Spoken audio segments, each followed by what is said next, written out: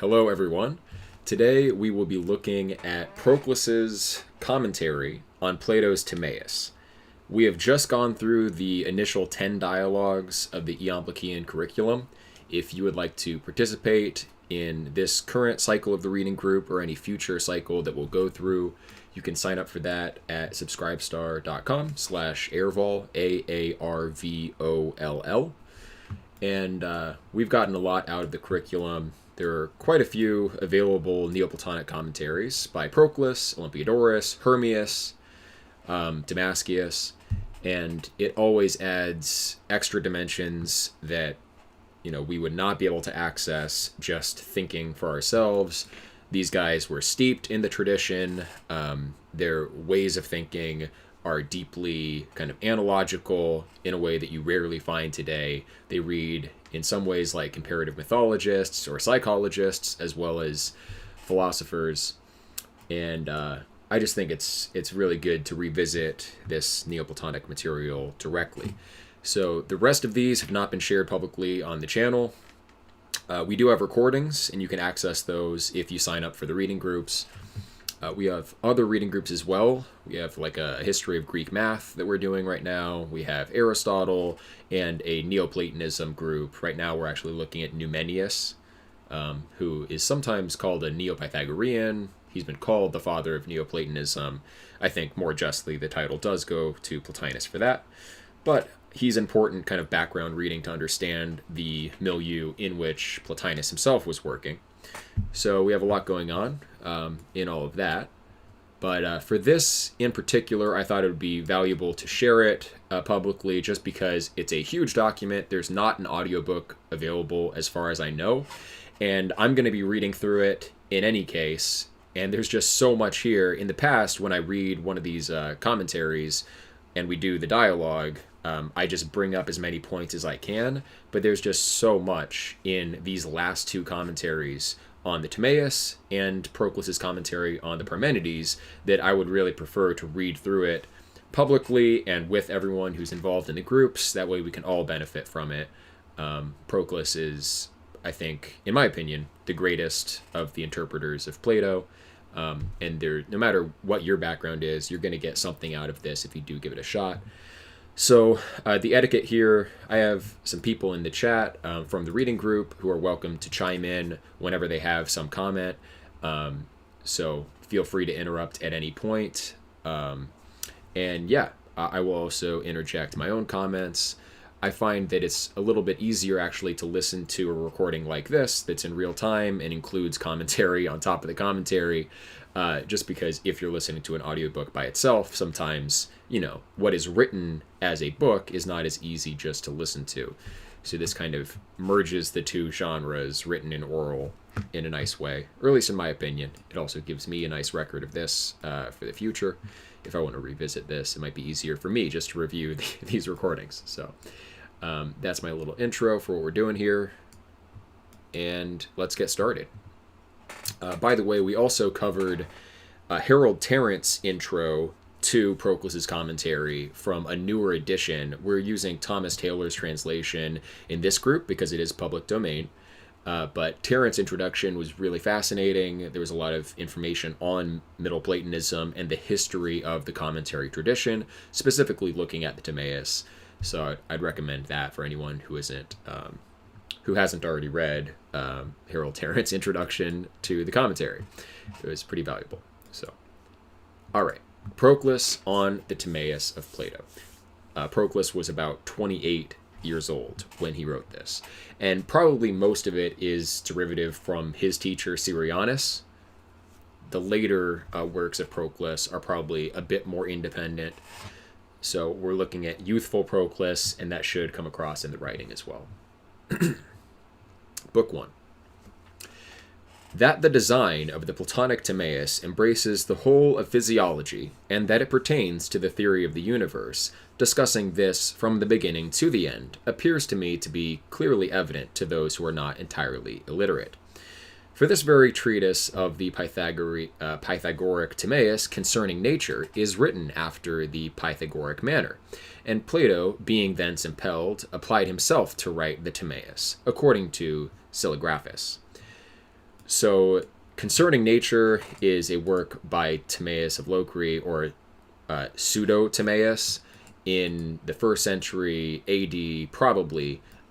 This work was composed by a Neo-Pythagorean, which was really just summarizing Plato's Timaeus, but it was thought by the Neoplatonists that this work actually predated Plato's Timaeus, that Timaeus was a historical figure. People doubt that today.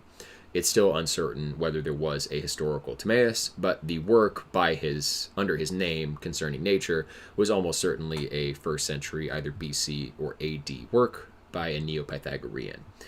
And it basically Pythagoreanizes Plato's treatment and drops some of the more Platonic themes, and just kind of simplifies it.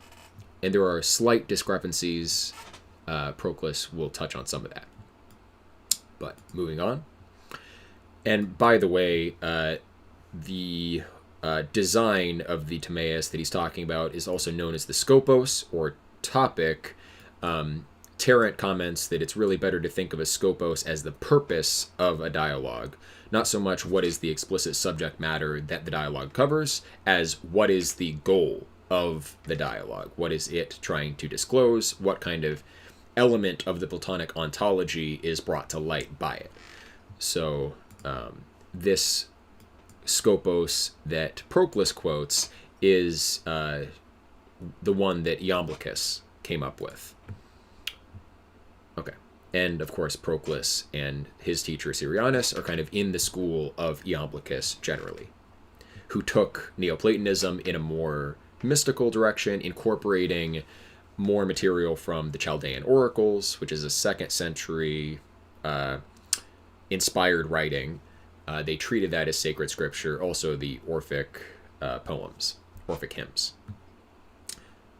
So, on this account, we have prefixed the treatise of Timaeus to these commentaries, in order that we may know what the Timaeus of Plato says that is the same with what is asserted in the treatise of the Timaeus the Locrian, what it adds, and in what it dissents, and that we may investigate, not in a careless manner, the cause of this disagreement.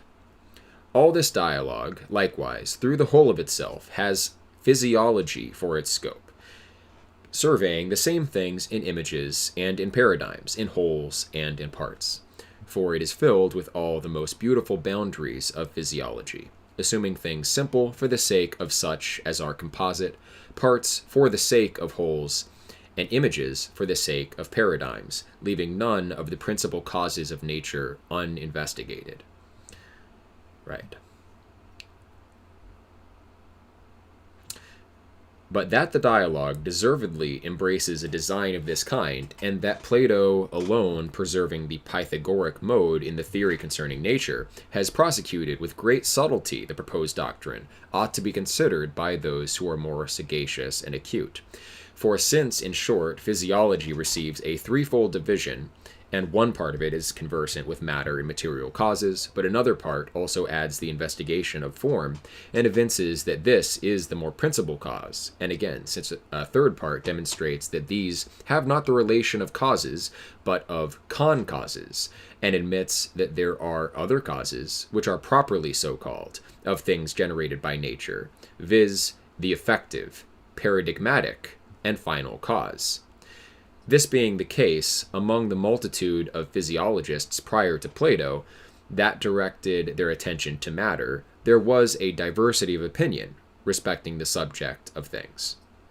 For Anaxagoras, so we're going to see a lot of doxography or a history of the thought on physics generally, but especially on the Timaeus itself. Proclus will comment on the previous commentators. Tarrant speculates that Proclus himself may not have been directly conversant with some of the earlier writings. Porphyry, apparently, in works that don't completely survive, reported a lot of those previous doctrines. So, let's see. For Anaxagoras, who appears to have seen, while the rest were asleep, that intellect is the first cause of generated natures, made no use of intellect in his explanation of things, but rather employed certain airs and ethers as the causes of things that are generated, as Socrates says in the Phaedo.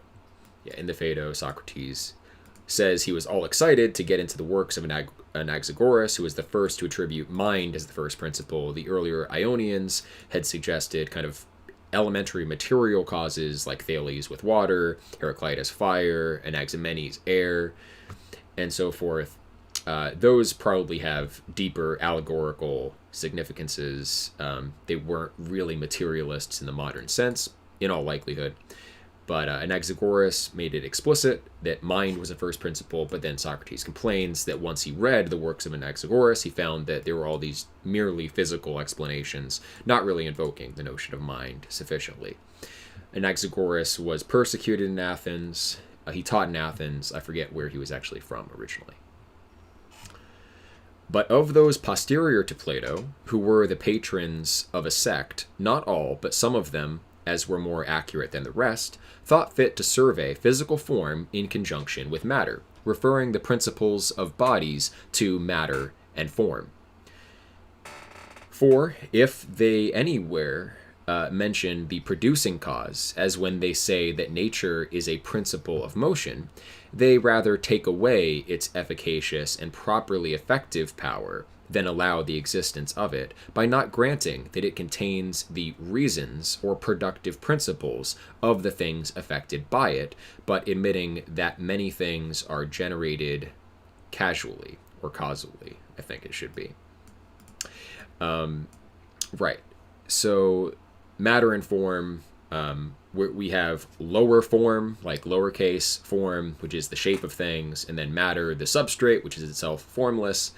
And he's saying some of those who followed Plato, but not closely, just followed temporally Plato, treated things in, again, mechanistic terms, but in terms of a reduction to matter and form. And what really matters is form, capital F, and that which follows form, the reason principles of nature, the logoi. In Stoicism, these were called the spermatikos logos, and that's what Proclus is referring to here. And he's criticizing some later philosophers for omitting that these principles have their own kind of self-subsistence. We shouldn't just think of immanent matter and form. Maybe to some extent, even Aristotle is guilty of that. To which we may add that they do not acknowledge that there is a pre-existing producing cause of, in short, all physical things, but of those only that are born along in generation. For of eternal natures they clearly say that there is no effective cause, in asserting which they are ignorant that they must either give subsistence to the whole of heaven from chance, or evince that what is I feel like it should say causal, what is casual is itself productive of itself. So, of course, the fixed stars and the planets, anything superlunary or above the orbit of the moon, was considered to be perpetual and not subject to generation and destruction in the same way that earthly things, sublunary things were. And so they didn't, some of these philosophers who are going unnamed here didn't have an explanation in terms of the kind of archetypes of the celestial forms. It's very obvious in the Timaeus that the demiurge does look to an archetype in the intelligible realm. The intelligibles, of course, are in the second hypostasis. If we should review the basic three hypostases that Plotinus mentions. So the first hypostasis has the one, the indefinite dyad, and the monad, the principle of limit and unlimited, and then the henads for Proclus. Iamblichus may have introduced the concept of the henads, which are like species of unity prior to intelligible natures. And then the second hypostasis, we have the intelligibles and the intellect. Proclus treats the demiurge as kind of at the bottom of the second hypostasis, looking back to the intelligible forms themselves. And that intellect is the reverting phase of the second hypostasis. And so the demiurge looks to an archetype for all of those even eternal natures that we find in the cosmos. Okay. So Plato, however, alone, following the Pythagoreans, delivers indeed, as the concauses of natural things, a universal recipient, and material form, which are subservient to causes properly so called in the generation of things. But prior to these, he investigates principal causes, viz., the producing cause, the paradigm, and the final cause. The producing cause is the efficient cause. Aristotle's four causes, of course, we have material and formal in the sense of the lower formal. So material, what stuff is made of, essentially. Formal, what the thing's shape is that makes it what it is. The efficient, which is the not like the thing that directly bumps into another thing leading to a result, but the efficient cause is properly what produces or creates. And then Aristotle also recognized the final cause, the telos, or purpose for which something is done. Olympiodorus will add two more, or talk about two more rather. The paradigmatic cause, so the paradigm of a house is its blueprints, and then also the instrumental cause. So the instrumental cause of a house may be the hammer, saw, etc. Here, I don't believe we have the instrumental cause yet, and the instrumental cause in any case would be a con cause. So we have this distinction between con causes and proper principal causes. The principal causes are the efficient cause, the producing cause that is, the paradigmatic cause, and the final cause, or telos. Through these also, he places a demiurgic intellect over the universe, and an intelligible cause in which the universe primarily subsists, and the good, which is established prior to the producing cause, in the order of the desirable. For since that which is moved by another thing is suspended from the power of that which moves, as it is evidently not adapted either to produce or perfect or save itself, in all these it is in want of a producing cause, and is conducted by it. It is fit, therefore, that the con causes of natural things should be suspended from true causes, from which they are produced. So instrumental, formal, and material con causes are themselves suspended from the true causes. So we have, once we look at the full 6 species of causation that exist in later Neoplatonism, we have kind of 3 genuine causes and then 3 con causes. And the con causes are dependent on the true causes, with a view to which they were fabricated by the Father of all things, and for the sake of which they were generated. Justly, therefore, all are these delivered.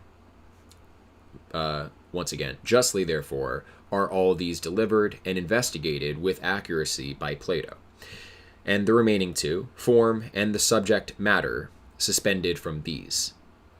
And we might add, with Olympiodorus, the instrumental cause.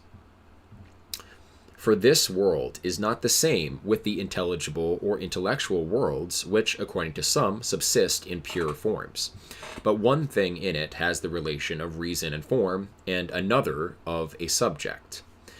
But that Plato very properly delivers all these causes of the fabrication of the world, viz., the good, the intelligible paradigm, the maker, form, and the subject nature, is evident from the following considerations.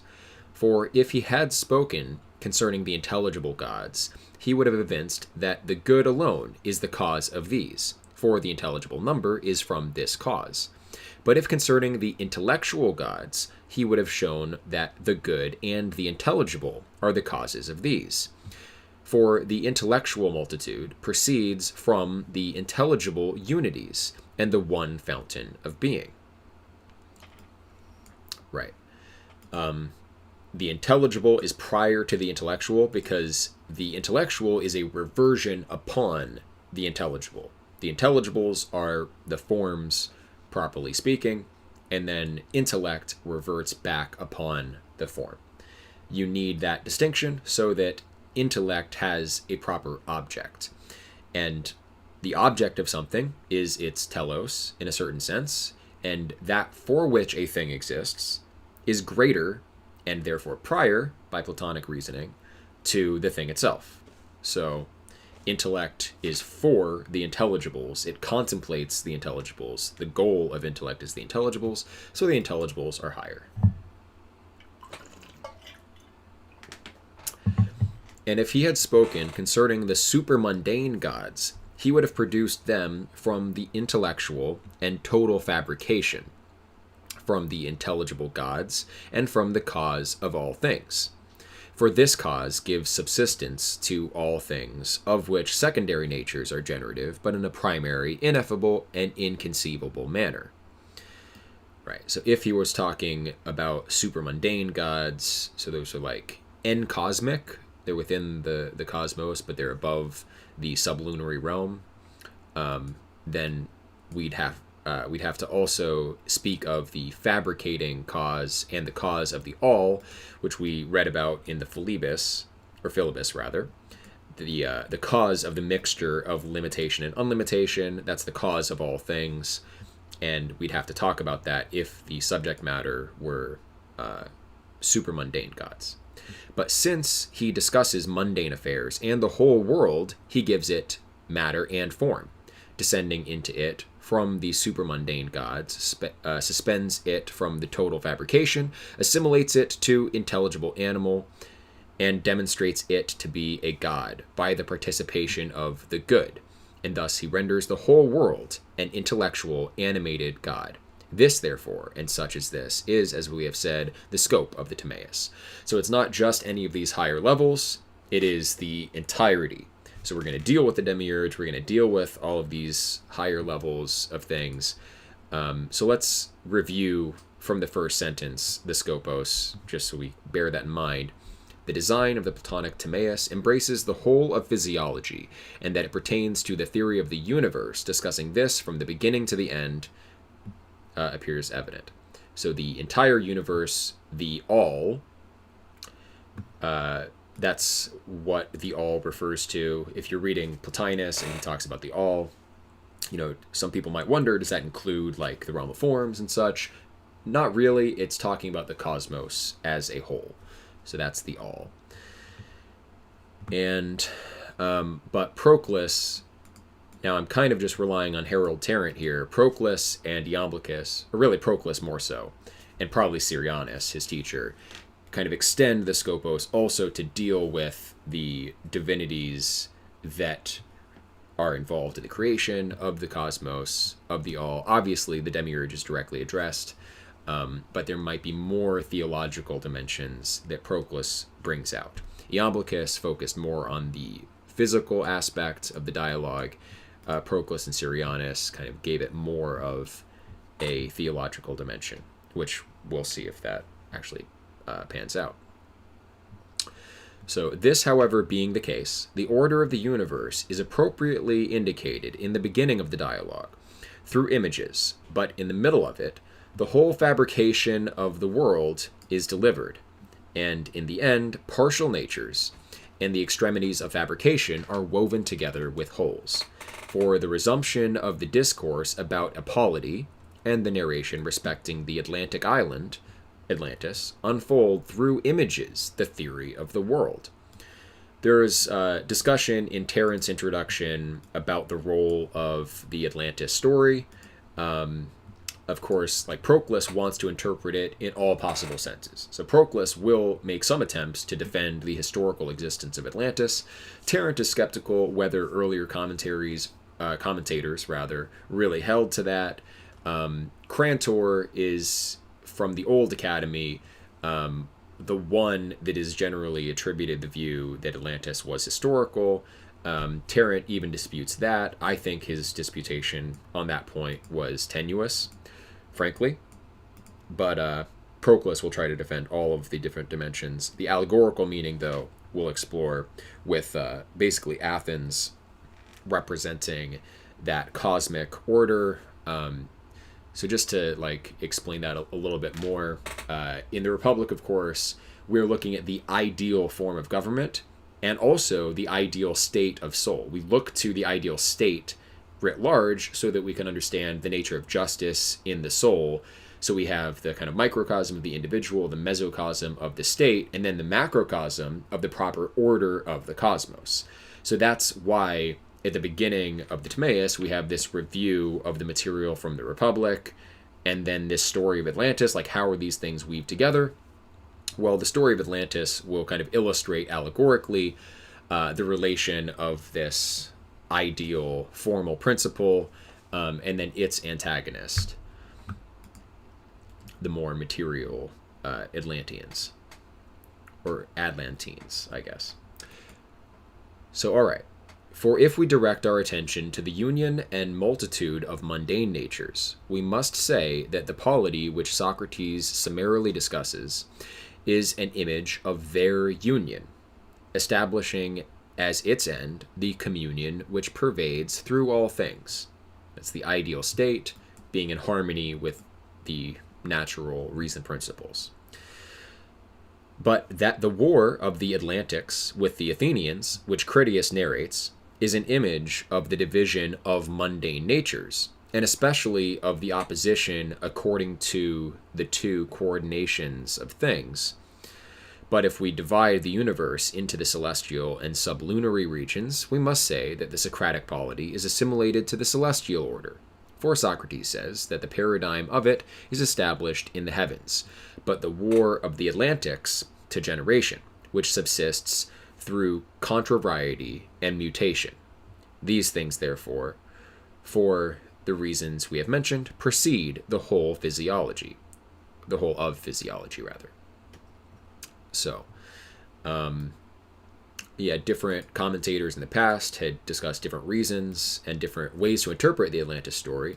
One by Emilius, who was a successor to Numenius, interpreted something interesting, which was that the Athenian state represented the circle of the same, so the fixed stars, and then the Atlantines or Atlantics represented the circle of the other. So either we're dealing with like the celestial versus sublunary, or we're dealing with the circle of the same versus the circle of the other. They're similar meanings, but you can interpret specifically which elements of the ontology / cosmology are being compared, and we'll see where Proclus ultimately kind of shakes out on that. Of course, from what we saw just then, he's going to treat the Atlantics as dealing with the sublunary, effectively, relating to generation, and the Athenians to the cosmic order of the celestial realm, superlunary. But after this, the demiurgic, paradigmatic, and final causes of the universe are unfolded, in consequence of the pre-existence of which the universe is fabricated, both according to the whole and the parts of it. For the corporeal nature of it is fashioned with forms, and divided by divine numbers. Soul also is produced from the demiurgus, and is filled with harmonic reasons, and divine and demiurgic symbols, and the whole animal is woven together conformably to the united comprehension of it in the intelligible world. So we have the world animal, animated by the world soul, and the archetype of it is the intelligible animal. The parts likewise of it are arranged in a becoming manner in the whole, both such as are corporeal and such as are vital. For partial souls being introduced into the world are arranged about their leading gods, and through their vehicles become mundane, imitating their presiding deities. Mortal animals likewise are fabricated and vivified by the celestial gods, where also man is surveyed, and the mode of his subsistence, and through what causes he was constituted. One interesting thing about the Timaeus is that man is the archetypal partial animal. So of sublunary creatures, man is the archetype, and the other animals are explained as a degeneration away from man. I think clearly we're not dealing with a chronological account, as in the book. Interesting also the parallels in the book of Genesis. Russell Gmerkin has argued that these parallels between Genesis and Timaeus in a recent book are actually explained by the authors of Genesis copying Plato. People will contest that and argue about the dating there, but it does seem probable to me that the Old Testament was influenced by Plato, and probably not vice versa. I don't think Plato necessarily knew about the Hebrews. But yeah, it's just interesting. So man is the archetype. We're not dealing with a chronological account. Proclus himself, in his essays on the Republic, says that myth temporalizes the eternal. So when something is prior in time in a myth, that usually means it's prior ontologically. And of course, the monad of a series in general, the first cause or principle of a series of beings, will be the superior. And so of sublunary creatures, the monad will be man. And deviations away from that perfect monad of the series of corporeal animals will be affected through the decline of souls. So, going on, man indeed is considered prior to other things, either because the theory respecting him pertains to us who make him the subject of discussion and are ourselves men, or because man is a microcosm, and all such things subsist in him partially, as the world contains divinely and totally. So here we see an instance of the Neoplatonic principle that all things are in all, but appropriately in each. So man contains all the principles of the universe, but in ratios appropriate to him, and also in a partial manner, not in the kind of complete manner that the cosmos itself embodies. For there is an intellect in us which is in energy, and a rational soul proceeding from the same Father, and the same vivific goddess, as the soul of the universe. Right. So the demiurge himself creates the kind of divine element of souls, and then the attendants to the highest demiurge, the younger gods, then fashion the rest of the soul and also the mortal bodies themselves. That's just from the text to the Timaeus. So we have the highest element in us has the same principle or cause as the cosmos, so the demiurge, and then the same vivific goddess. I would assume that represents life. Specifically, we might be dealing with Rhea. Proclus has a very complex theology, and he associates all the various Hellenic gods with these different elements of the hierarchy. The feminine god, of course, the goddesses, I should say, are associated with the indefinite dyad, and the male are in the series of the monad. So the masculine gods are limiting and therefore creating, because to measure and limit is to give shape and order and being to things. And then the goddesses energize and expand.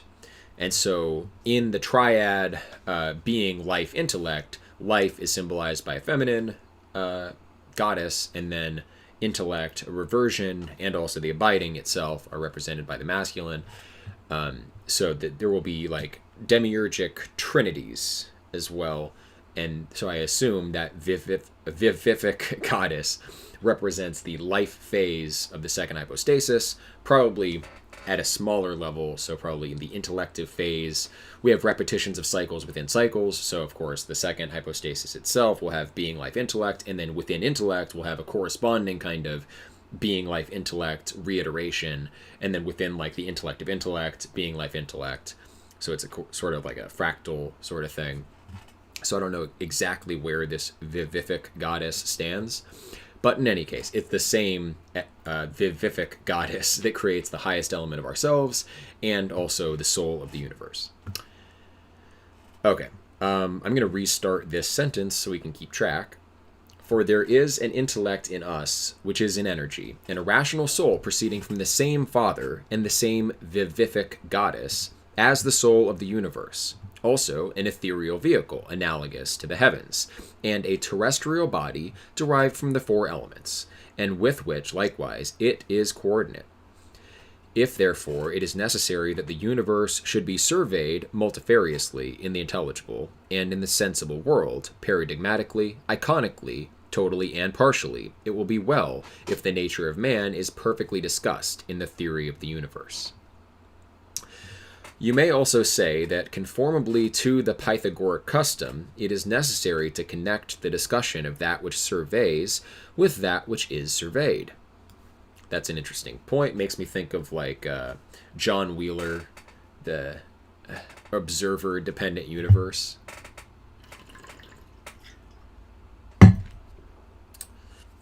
So, yeah, if we're going to talk about the universe, we should talk about ourselves, who are surveying it. For since we are informed what the world is, it is requisite, I think, to add also what that is which considers these things, and makes them the subject of rational animadversions. But that Plato directs his attention likewise to this is evident from what he says near the end of the dialogue, that it is necessary that the intellect of him who intends to obtain a happy life should be assimilated to the object of his intellection. For the universe is always happy, and our soul will likewise be happy when it is assimilated to the universe, for thus it will be led back to its cause. Beautiful quote there. So, of course, the ideal state conforms to the order of the universe. Our soul conforms to that ideal state. So, if we conform ourselves to the true principles of the universe, then we will be happy. And it's good to hear that the universe itself is happy. But their secondary natures always adhere to such as are first, and parts subsist in unproceeding union with their wholes, and are established in them. Hence, when the sensible man is assimilated to the universe, he also imitates his paradigm after an appropriate manner, becoming a world through similitude to the world, and happy through resemblance to that blessed God, the universe. So, ourselves as a microcosm, we become a world, become kind of complete in ourselves. You know, it's said that the universe is one. There is one universe because to conform to the intelligible animal contains all possible parts, all partial animal natures, and so there's nothing outside of it, and so it converses with itself, Plato will say, and that's a source of its happiness, its self-sufficiency. So we ourselves become self-sufficient insofar as we conform ourselves to that nature. In the Lysias, I think, Plato addresses this on the question of friendship. It might be the Lysis. I always mix those two names up. But anyway, he talks about how friendships are formed, and at one point he mentions that someone who is already wholly good doesn't really need friends, because to be good is to possess the end which all things seek, which is goodness. So ex hypothesi, you don't need anything else. You have everything you need if you're already fully good. So it's not the wholly good man who even needs friends. And not also the wholly evil man, because he's not going to be friendly, he's not going to get along with people, it's going to cause more trouble than good to associate with others in general for the wholly evil person. So it's only intermediate natures that really benefit from friendship. Okay, but we want to conform ourselves to the universe, become truly blessed, and become our own kind of microcosm, and be self-sufficient. The ends also of fabrication are subtly elaborated by Plato, according to genus and species, and also what pertains to meteors, together with productions in the earth and in animals, such things as are preternatural, and such as are according to nature, in which part of the Timaeus, likewise, the principles of medicine are unfolded. So there's some discussion of common ailments, common ways in which diseases deviate from the natural healthy condition. Monstrosities and deviations from nature don't themselves have formal principles, although there may be common ways in which natures deviate from their proper form. So that's why we can still have like diagnostic tools when it comes to diseases, but there isn't like a form of, say, schizophrenia. For the physiologist ends at these, since he is a surveyor of nature. For a subsistence according to nature exists together with nature, but the preternatural is a departure from nature. It is the business, therefore, of the physiologist to understand in how many modes this aberration subsists, and how it becomes terminated in moderation and a natural condition. But it is the province of the medical art to unfold such particulars as are consequent to these. And in these things especially, Plato has something in common with other physiologists, for they were conversant with the most material and the ultimate works of nature, neglecting the whole heaven and the orders of the mundane gods, in consequence of directing their attention to matter, but they bade farewell to forms and primary causes. So Plato converges with the physicians, but the physicians only focused on the material, didn't deal with those higher things. Plato was influenced by the Sicilian and Southern Italian medical schools, of which Hippocrates himself was a member. So Plato was up on the medical theories of his day.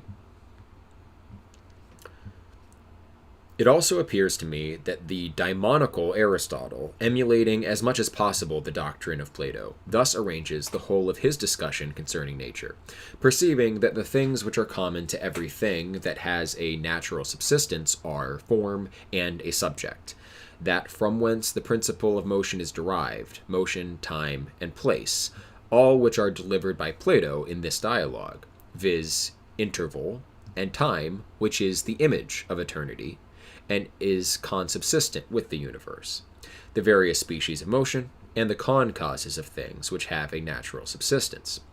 But with respect to the things peculiar to substances, according to an essential division, of these Aristotle discusses in the first place such as pertain to the heavens, in a way conformably to Plato, so far as he calls the heaven unbegotten, and a fifth essence.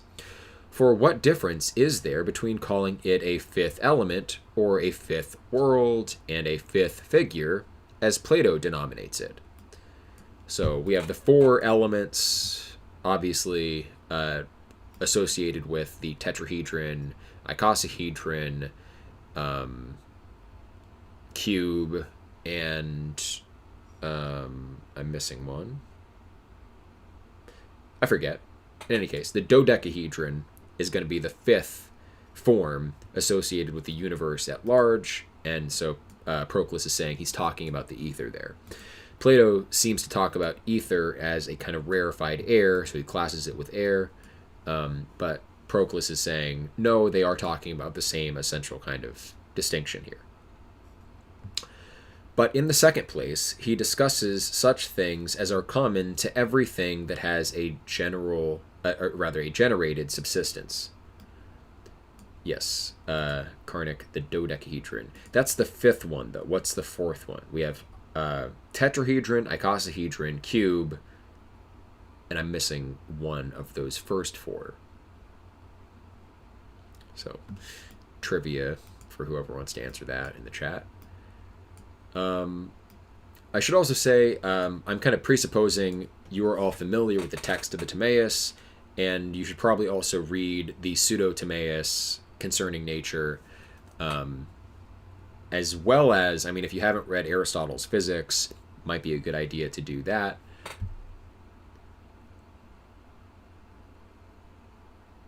Right. Oh, the octahedron is what I left out. Thank you, Karnak. Octahedron. Okay. And with respect to things of this kind, Plato deserves to be admired for having surveyed with much accuracy the essence and powers of them, and for having rightly preserved their harmony and contrarieties. And of these, such indeed as pertain to meteors, Plato has delivered the principles, but Aristotle has extended the doctrine respecting them beyond what is fit. But such as pertain to the theories of animals, or the theory of animals, are distinguished by Plato according to all final causes and concauses, but by Aristotle scarcely, and in but a few instances surveyed according to form. For his discussion, for the most part, stops at matter, in making his exposition of things that have a natural subsistence from this, he shows to us that he deserts the doctrine of his preceptor, and thus much concerning these particulars. Okay, so Proclus has a kind of intermediate position between those who viewed Aristotle as antithetical to Plato and those who totally reconciled them. That would be Simplicius, most of all, Emorwoll, in the very last days of pagan Neoplatonism, they go to great lengths to totally integrate Aristotle into a Platonic worldview.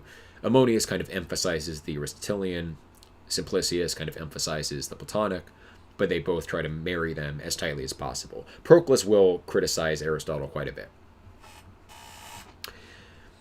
In the next place, it is requisite to speak of the form and character of the dialogue, and to show what they are.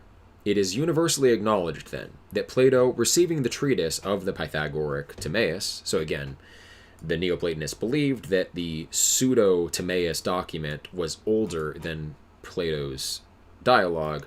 The order, as far as modern scholarship is concerned, was probably reversed. So the pseudo-Timaeus document is summarizing Plato's dialogue, which we're familiar with.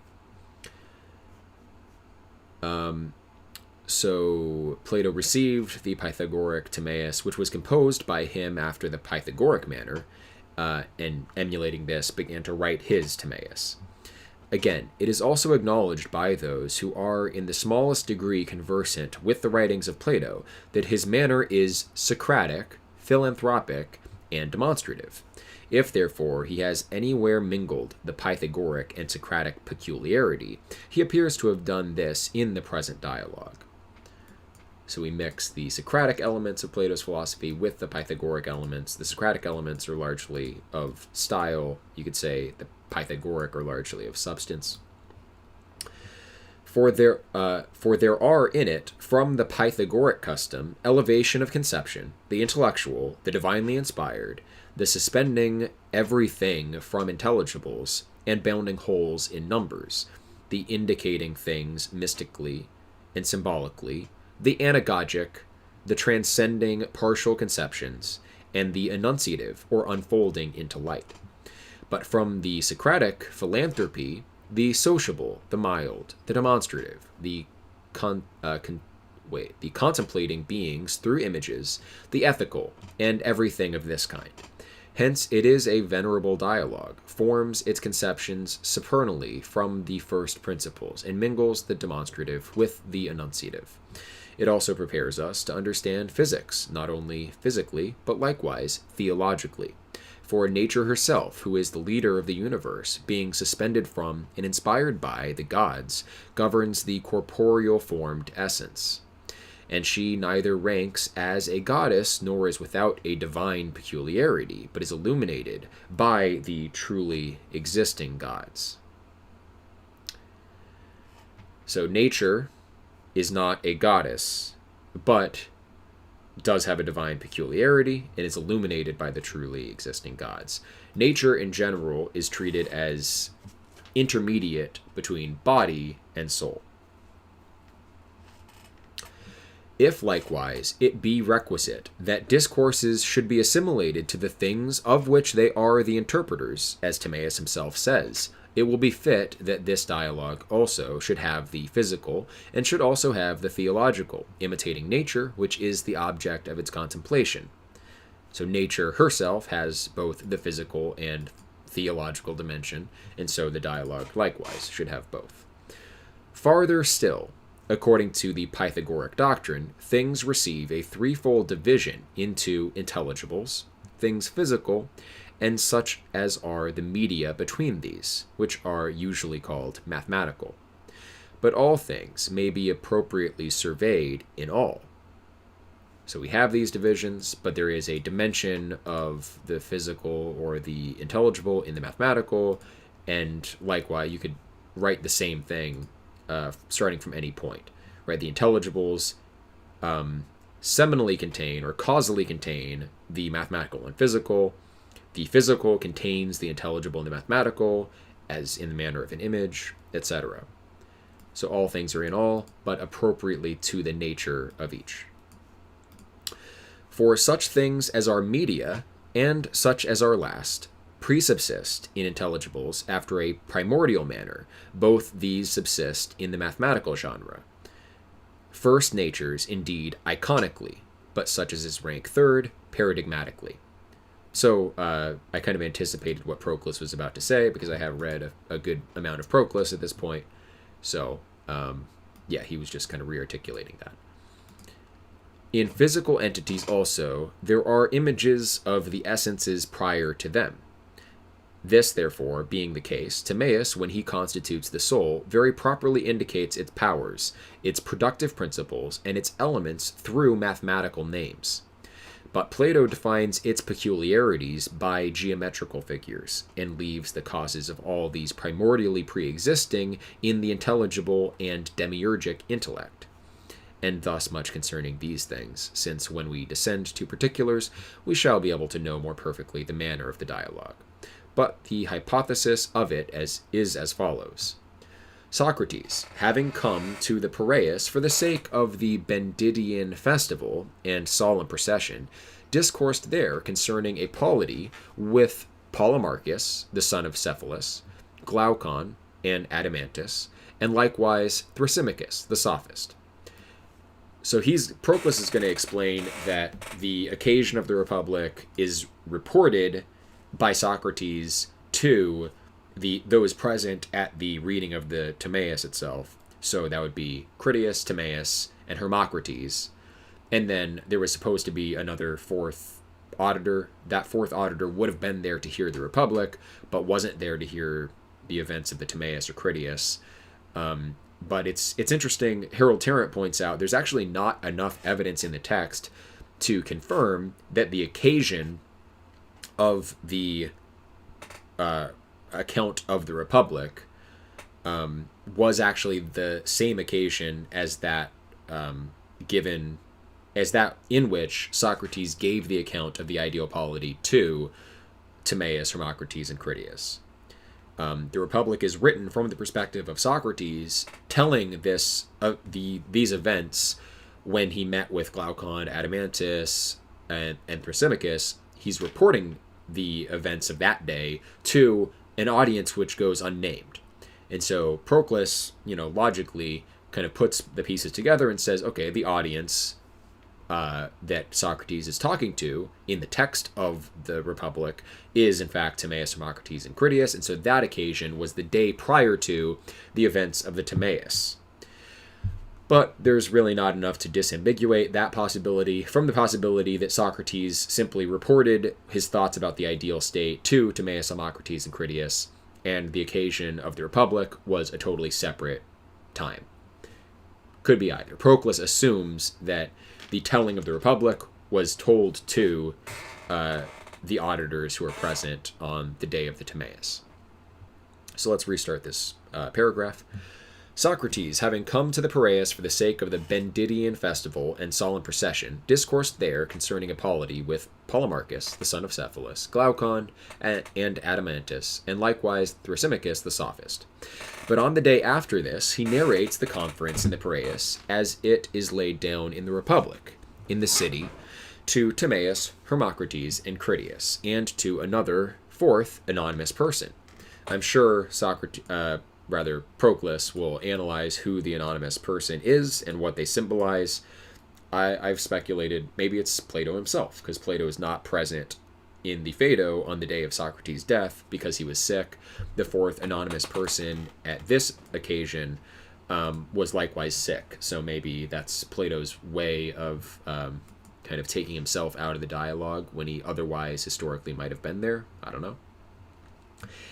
Having, however, made this narration, he calls upon the other associates to feast him in return on the day after this, with the banquet of discourse. So Socrates recounted the events of the Republic, and the others should return the favor. That's why they are giving their speeches. But specifically, Socrates wants them to bring to life the ideal state of the Republic.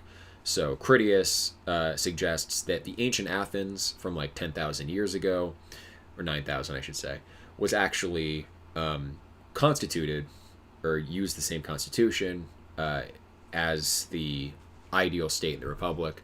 And so Critias, talking about Atlantis and the Athenians, is bringing to life the ideal state and setting it in a conflict so that we can see its full abilities. And then Timaeus, you can see like setting the physical stage on which all of this happens. The auditors, therefore, And the speakers assembled together on this day, which was the third from the conference in the Piraeus. For in the Republic, and of course the Piraeus was the port outside of Athens itself, and Karnak comments in the chat, Glaucon was Plato's older brother. And so we can imagine he kind of stands in, to some extent, for Plato. Like on one occasion, when Socrates gets into the idea of the good being beyond being and the source of being rather than a being, Glaucon like freaks out and says what an amazing thought that is. And Socrates is like, well, okay, settle down. So maybe that's like how Plato initially reacted to the concept.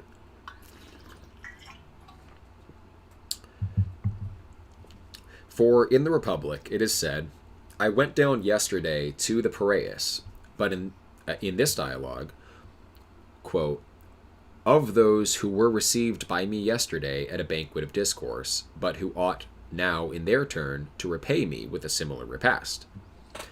Not all of them, however, were present at this audition, but the fourth was wanting through indisposition. What, therefore, will you say are these three auditors of a discussion about the whole world? I reply that it is fit the father of the discussion should be considered as analogous to the demiurgus, or the father of works. So Socrates stands for the demiurge, I suppose. For the fabrication of the world in words is the image of the fabrication of it according to intellect. But the triad of those that receive the discussion of Timaeus, so maybe Timaeus represents the demiurge. That is not clear yet. We'll have to keep reading. But the triad of those that receive the discussion of Timaeus is analogous to the demiurgic triad, which receives the one and total motion of the Father, of which triad Socrates is the summit. Okay, so Timaeus stands for the demiurge here.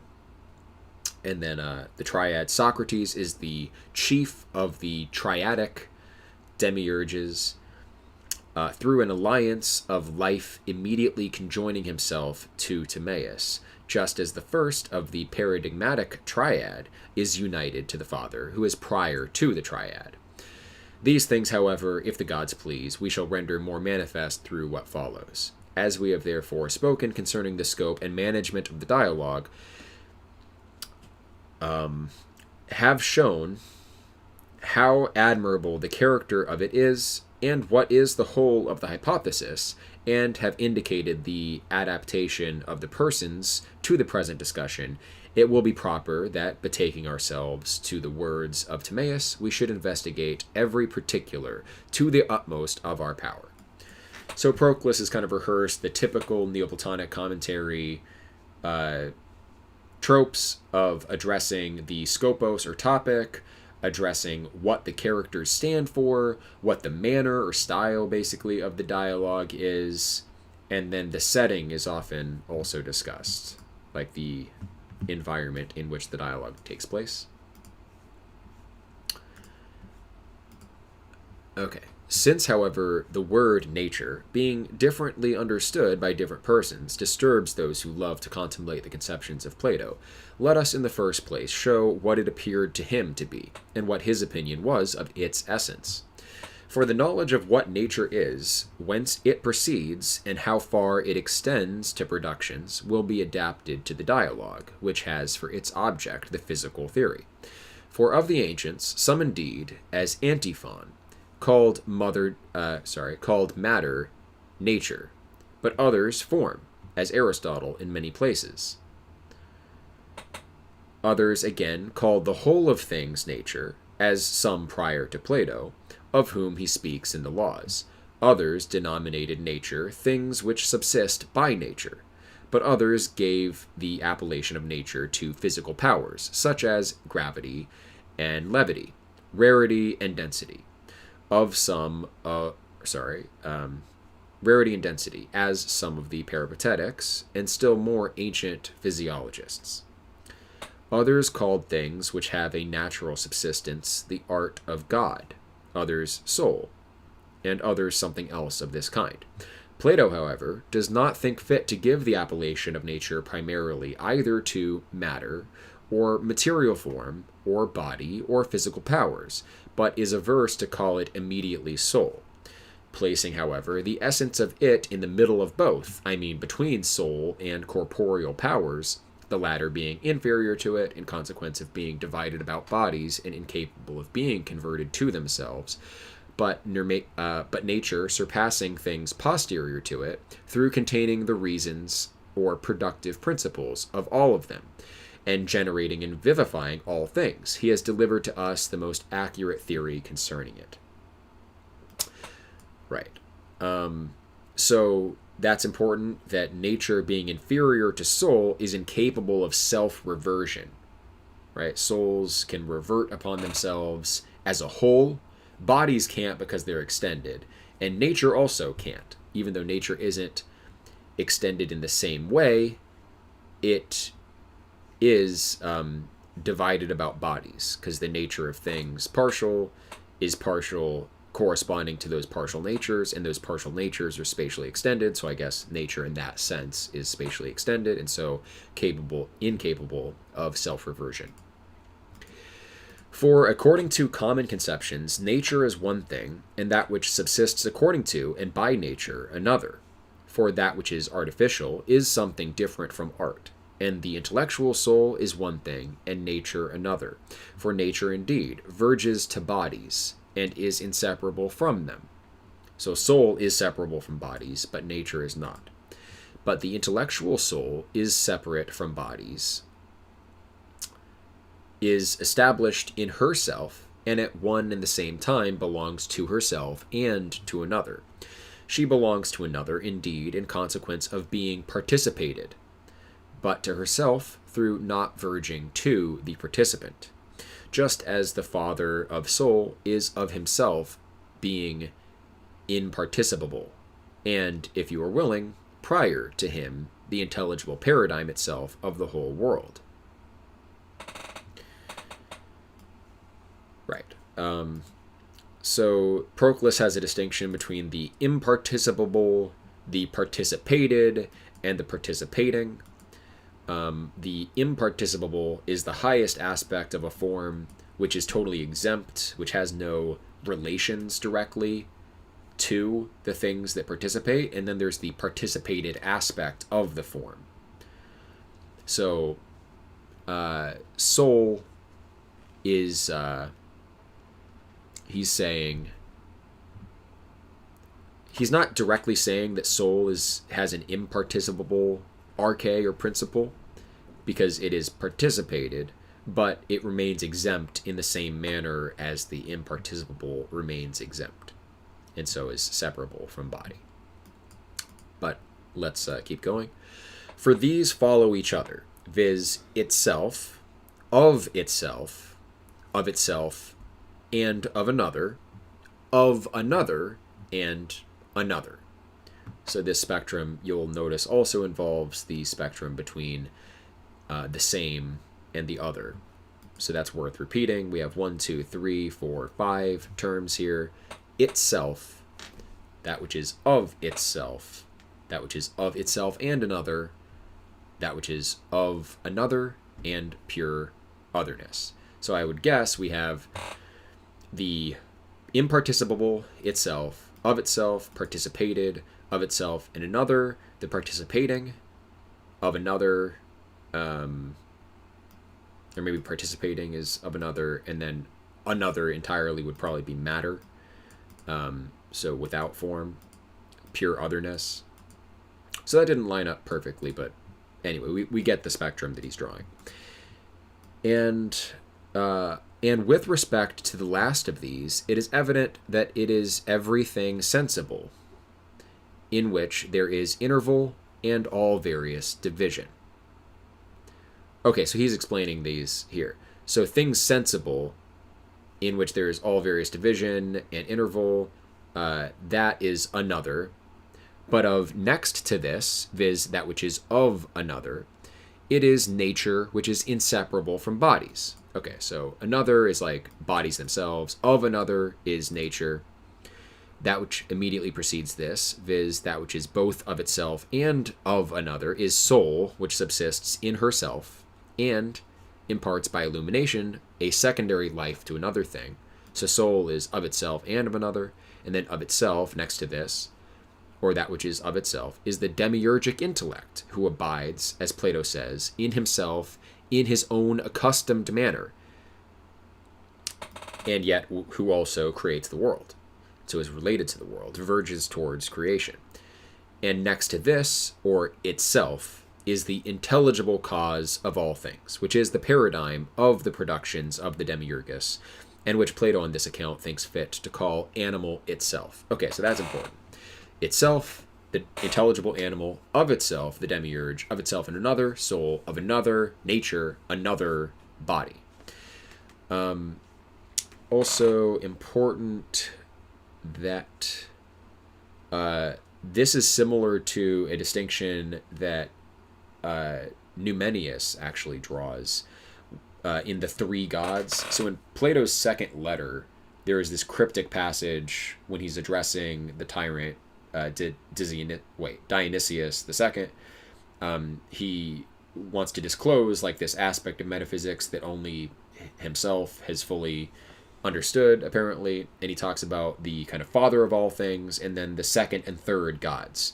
So Timaeus talks about the intelligible god and then the demiurgic intellect, which is drawn towards matter and so is kind of deficient, and then he talks about the world soul, or world animal itself, as kind of the third god. So those are the three gods of Timaeus. And so here we see that the demiurge is of itself, not purely in itself. And so the way that Proclus phrased that here just kind of reminded me of that kind of verging towards creation, although you'll see that it's less extreme than the Numenian account of what the demiurge is like. So here, the next to this, or that which is of itself, is the demiurgic intellect, who abides, as Plato says, in himself, in his own accustomed manner. So Proclus kind of situates the demiurge in an exempt role vis-a-vis the world. So the demiurge doesn't desire the world, per se. He is providentially attending the world, but not in an involved way. The way that he providentially attends is by being in himself and residing in himself. The lower demiurgic attendants, the younger gods and the daimons that help in the demiurgic act of creation, those providentially attend directly, and they verge more towards nature and participate with nature, or body and such, to a greater extent. So, yeah, Timaeus thought that the demiurge was kind of like a fallen god because he looks towards nature. Proclus wants to preserve the demiurge as more exempt, but still makes a distinction between the intelligible archetype that the demiurge looks to versus the demiurgic intellect, which is a reversion upon that archetype. And the demiurge really isn't separate from all of the forms which the demiurge kind of gathers together through that act of reversion. And it's funny because reversion seems like a movement back towards the one, not out towards creation. We would typically think of the demiurge, as the name implies, as a kind of creative force. But the way Proclus talks about this in his commentary on the Cratylus is that the demiurge, collects all of the intelligibles together into a seed that then acts as like that which proliferates in the next hypostasis down, the hypostasis of soul. So that's how the demiurge is creative, by residing in himself and being of himself and reflecting upon the forms and gathering them together into a unity. And there's a comment in the chat that I'll just look at. So in QM, you get solutions for a system that is a wave function that is a superposition, linear combination of all possible states, but weighed differently. Yeah, so like all is in all, but appropriate to each. I guess that's the comment or analogy. Okay. Nature, therefore, is the last. And am I actually here yet? Yes.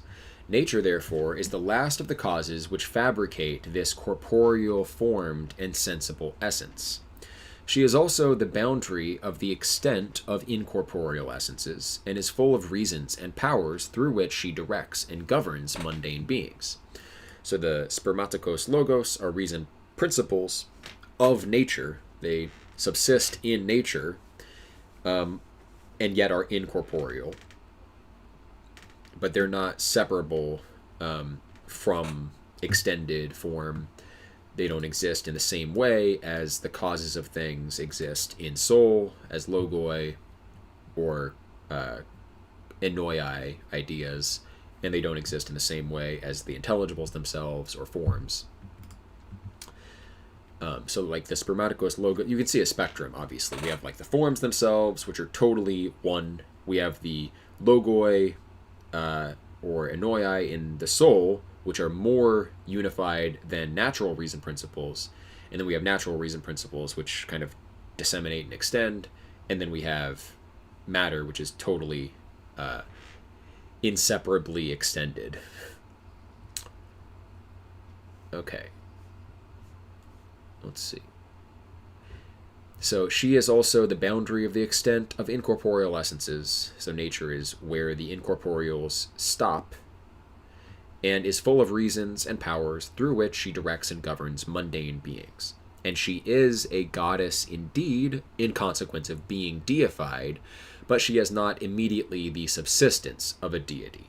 So nature is sort of a goddess, sort of not of herself, but by virtue of participation in soul, she is deified. For we call divine bodies gods, as being the statues of gods. So idols are gods insofar as they participate of gods, but not of their nature. Clearly, of their nature, it's wood or brass or gold or whatever. But she governs the whole world by her powers, containing the heavens indeed in the summit of herself, but ruling over generation through the heavens, and everywhere weaving together partial natures with wholes. Being, however, such, she proceeds from the vivific goddess. My lips are kind of dry. I'm having problems with these V's, double V's. Being, however, such, she proceeds from the vivific goddess, Rhea, called it, by the way. For according to the Chaldean oracle, immense nature is suspended from the back of the goddess. Plato will do this. He will quote the Chaldean oracles fairly often as like inspired scriptures, and he'll correlate things in Plato with that, from whom all life is derived.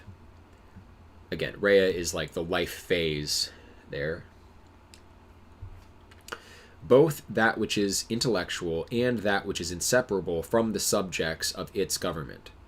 Hence, being suspended from thence, she pervades without impediment through and inspires all things, so that through her the most inanimate beings participate of a certain soul, and such things as are corruptible remain perpetually in the world, being held together by the causes of forms which she contains. So Rhea disseminates the forms that are in the demiurgic intellect.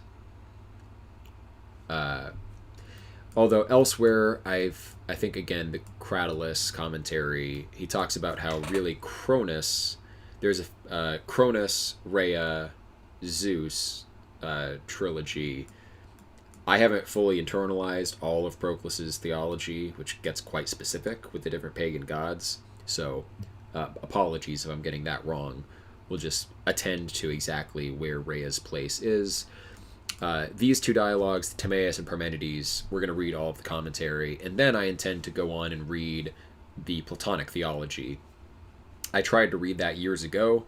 After I read like the Elements of Theology, and I was like, all right, well, I'll just skip to like Proclus's magnum opus, the Platonic theology, and I was not prepared for it. So this is kind of preparing me for that, and then hopefully after reading that, we'll fully internalize exactly what Proclus is getting at with all of these distinctions. But I think we're tracking pretty well. So, okay. For again, the oracle says, quote, unwearied nature rules over the worlds and works and draws downward, that heaven may run an eternal course. End quote. So that if some one of those who assert that there are three demiurgi is willing to refer them to these principles, viz., to the demiurgic intellect, to soul, and to nature, or to nature considered as a whole, he will speak rightly through the causes which have been already enumerated. But he will speak erroneously if he supposes that there are three other demiurgi of the universe beyond soul, for the demiurgus of wholes is one, but more partial powers distribute his whole fabrication into parts. We must not, therefore, admit such an assertion, whether it be Emilius or Theodorus who wishes to make this arrangement, but we must be careful to remain in Platonic and Orphic hypotheses. Right. So the Trinity is demiurgic intellect, soul, and nature. And soul and nature, total nature, we don't have... it seems like nature is being equated with Rhea to some extent. We're not going to worry too much about all of which correlates to which. He's going to repeat some of these notions. We'll have more time to deal with it. But he does reject the idea of another trilogy above soul. So the demiurgic triad is beneath the demiurge of the second hypostasis. So the lower part of the second hypostasis, again, contains demiurgic Zeus, who is one. That's the one demiurge. That's Timaeus, the character represented by Timaeus. And then demiurgic intellect, a below that, soul, and nature is the lower three powers, although I would say demiurgic intellect seems like the demiurge, properly speaking, Zeus himself, but maybe there's a further distinction there. Demiurgic intellect then would be Socrates, and then soul is either Critias or Hermocrates, and then total nature is either Critias or Hermocrates. But let's just keep going and not get bogged down too much, because it's not always going to be super crystal clear. Right. So he's accusing Amelius and Theodorus of imposing an additional triad at too high a level, whereas the demiurgus of wholes is one. So it seems like the demiurgus of wholes is prior to demiurgic intellect. Again, how it seems. Moreover, those who call nature demiurgic art, if indeed they mean the nature which abides in the demiurgus, they do not speak rightly, for their assertion is right if they mean the nature which proceeds from him. So the nature proceeding from the demiurge is a demiurgic art, but it doesn't abide in the demiurge himself. That nature is part of the demiurgic triad, which is suspended from the demiurge himself. For we must conceive that art is triple, one kind subsisting in the artist, in unpreceding union, another proceeding indeed, but being converted to him, and a third being that which has now proceeded from the artist and subsists in another thing. The art, therefore, which is in the demiurgus, abides in him and is himself, according to which the sensible world is denominated the work of the artificer, and the work of the artificer of the fiery world.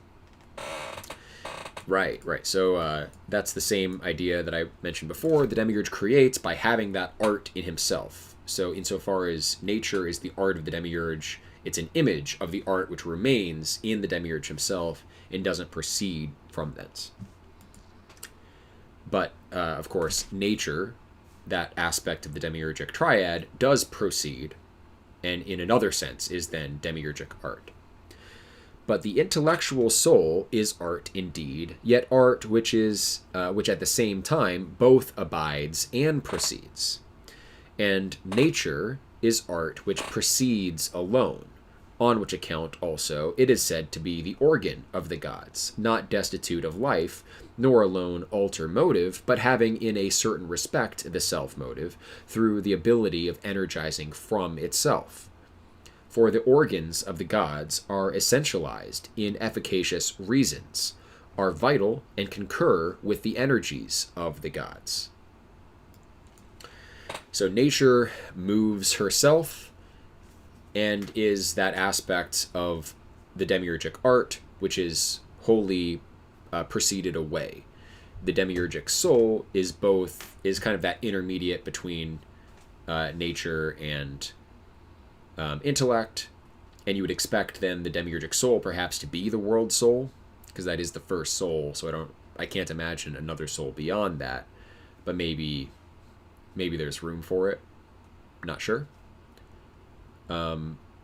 So yeah, again, the kind of unparticipated demiurge, or the demiurge of wholes, I suppose, is subsisting above demiurgic intellect, demiurgic soul, and demiurgic nature. Demiurgic intellect contains the art of the manufacture of the world in himself. The demiurgic soul, perhaps the world soul, contains it both in itself and in that which is below. And then nature contains it wholly in a disseminated form, and yet is self-motive. Like soul is self-motive, but is also self-revertive. Demiurgic nature is not self-revertive, not self-recollecting. It doesn't gather together into a unity like soul does, but is nevertheless self-motive because it contains those powers of the gods and spreads those powers of the gods from itself. It's not like body, which is moved by another exclusively.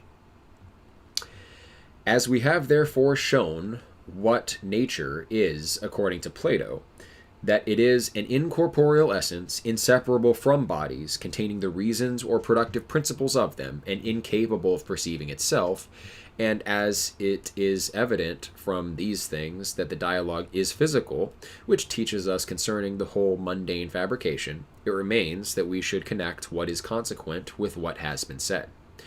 For since the whole of philosophy is divided into the theory concerning intelligible and mundane natures, and this very properly, because there is also a twofold world, the intelligible and the sensible, as Plato himself says in the course of the dialogue.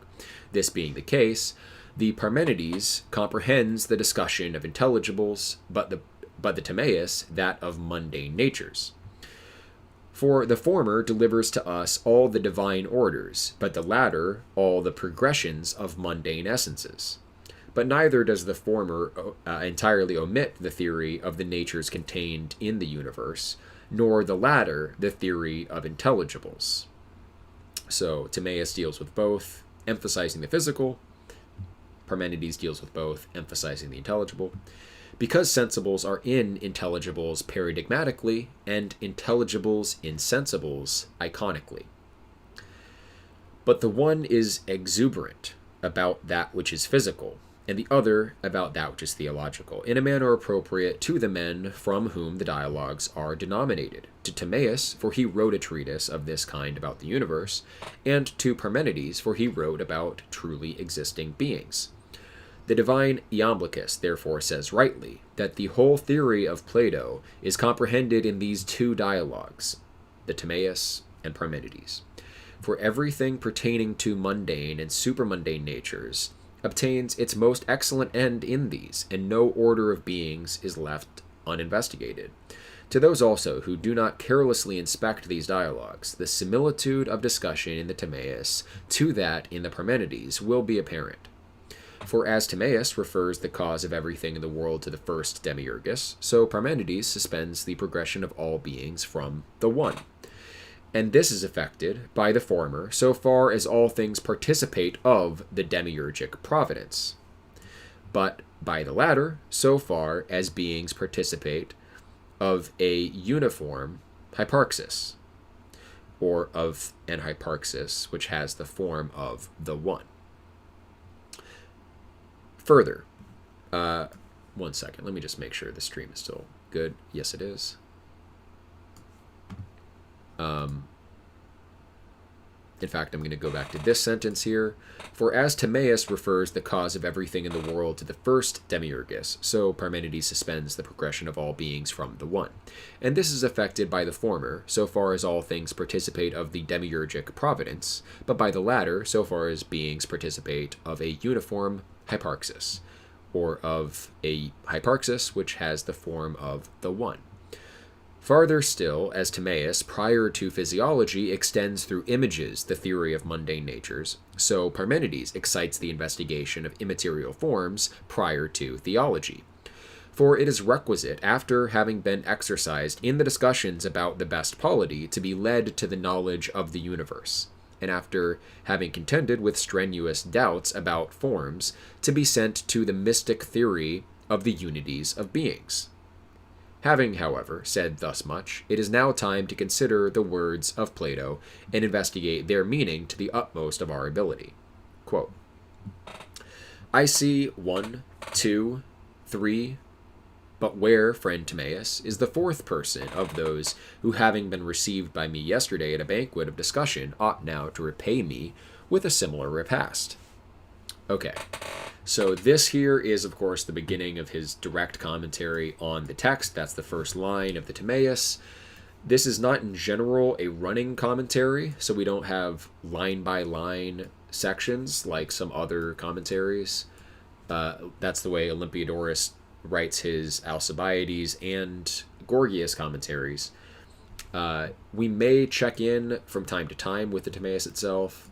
Again, I recommend anybody who's following this, read the Timaeus in its entirety. It is not the easiest dialogue. You don't necessarily have to understand fully everything in it. Read Timaeus Locris concerning nature, that is the pseudo-Timaeus, and again, it wouldn't be a bad idea to go through Aristotle's Physics, although it won't come up that much. Those two documents should be good, and I'm going to go ahead and stop here because we've been going for quite a while. I will be resuming these periodically when I have time, try to get as many sessions in as possible, so it won't be restricted to the typical time. Ordinarily, we do these Saturdays, 10 a.m. Central Time. So these will kind of be all over the place as far as the schedule, but we'll get through it, and then we may actually review the Timaeus itself, bearing in mind all of these comments, and read it as a dialogue with others, as is our tradition in the reading group. So, thanks for joining us. We will be back relatively soon, continuing this. Have a good rest of your day.